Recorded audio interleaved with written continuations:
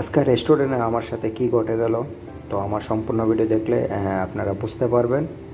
তো আমরা কিন্তু সবাই রেস্টুরেন্টে চলে যাইতেছি খাবার খাওয়ার জন্য।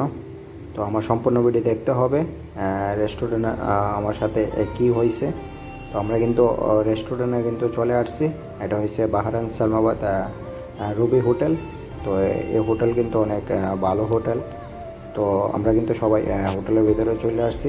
এই জায়গায় জায়গা কম, তো আমরা লোক প্রায় 15 জন।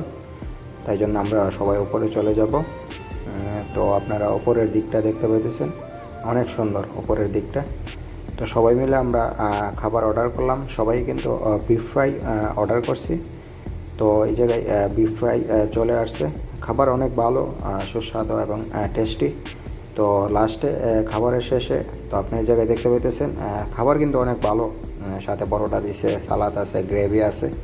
কিন্তু এই খাবার নাকি 2 দিনার করে প্রায় বাংলাদেশের 700 টাকা। তো এটা আমি বিশ্বাস করতে পারতেছি না।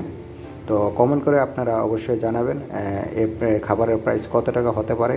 আসসালামু আলাইকুম।